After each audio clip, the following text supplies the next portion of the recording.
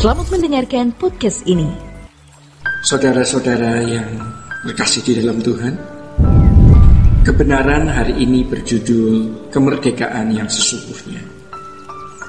Saudara, betapa melelahkannya ketika kita hidup dalam ambisi dan motivasi yang salah.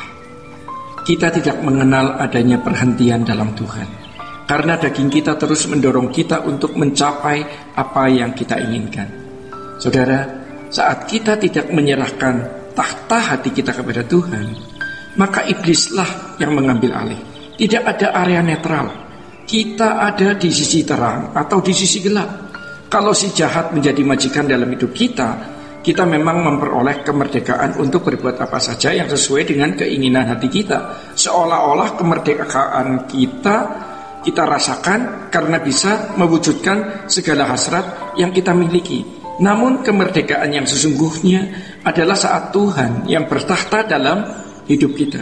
Ya, kita baru bisa dikatakan merdeka yang sesungguhnya apabila Tuhan yang bertata dalam hidup kita. Saudara, memang seolah-olah bukan kebebasan yang kita peroleh karena seperti ada belenggu tidak bisa lagi merdeka melakukan segala sesuatu yang kita ingini. Ya. Ada pengawasan secara ketat dalam standar yang baru. Tuhan kita tidak bisa bebas, maksudnya kita tidak bisa bebas melangkah setiap saat. Setiap kali melangkah harus mulai dengan pernyataan jika Tuhan menghendaki. Ya. Klausa jika Tuhan tidak menghendaki, ya, ini berarti bahwa kita tidak boleh bergerak sembarangan meskipun meskipun merasakan desakan hati yang kuat. Orang yang memberikan tahta hidupnya bagi Tuhan akan berusaha mengenal Dia, mengerti isi hatinya untuk dilakukan. Ya. Pengenalan akan Tuhan itu menjadi hal yang sangat utama bagi kita semua. Saudara-saudara, bagaimana kita dapat mengakhiri hasrat atau keinginan yang tidak sesuai dengan kehendak Allah? Ada beberapa langkah untuk dapat masuk wilayah itu. Kita harus menyadari bahwa segala keinginan manusia akan berakhir sia-sia. Apapun yang kita ingini suatu hari, semua itu harus berakhir dan lenyap, tiada berbekas. Saudara-saudara, berbagai keinginan tersebut tidak boleh mengalahkan keinginan satu-satunya yang harus kita miliki, yaitu melakukan kehendak Tuhan.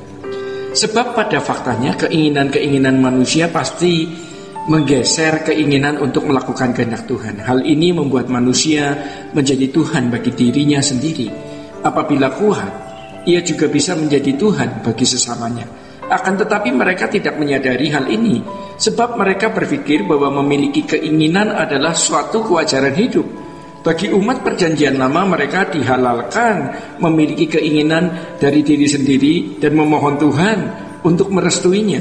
Tetapi umat perjanjian baru sangatlah berbeda dengan umat perjanjian lama. Ya. Bagi umat perjanjian baru, mereka dipanggil untuk memuliakan Tuhan dalam dan melalui segala hal. Ini berarti mereka harus hidup untuk kepentingan Tuhan sepenuhnya. Saudara-saudara yang dikasihi di dalam Tuhan, hidup untuk kepentingan Tuhan berarti memiliki kepekaan untuk mengerti segala sesuatu yang Tuhan inginkan dalam hidupnya untuk dilakukan.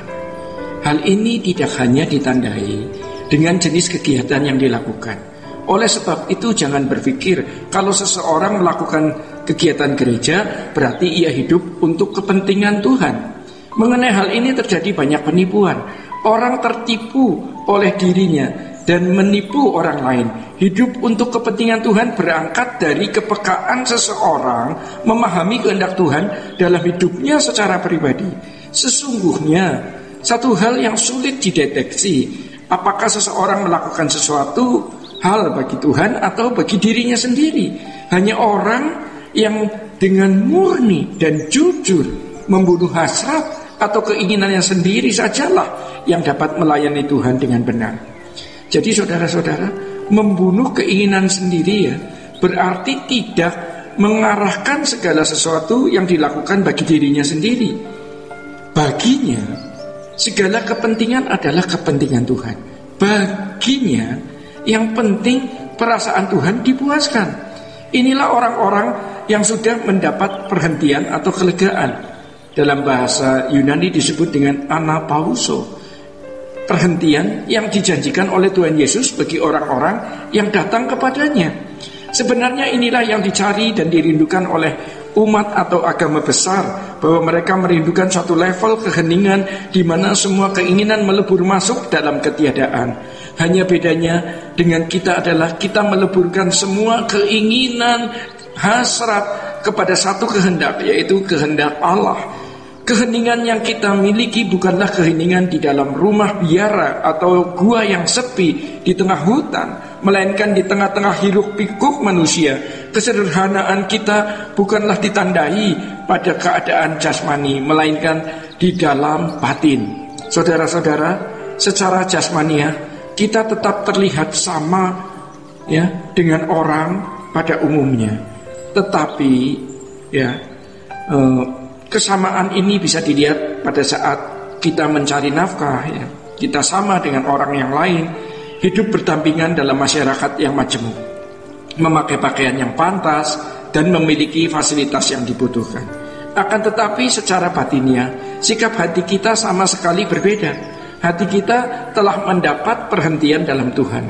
Seluruh gerak dan keputusan kita dilatar belakangi oleh apa yang Tuhan kehendaki.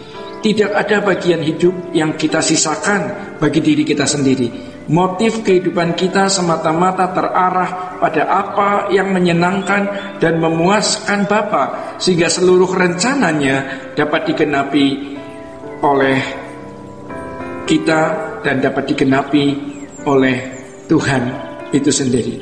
Saudara-saudara, inilah yang disebut sebagai perhentian dalam Tuhan atau kemerdekaan di dalamnya. Sola Gracia.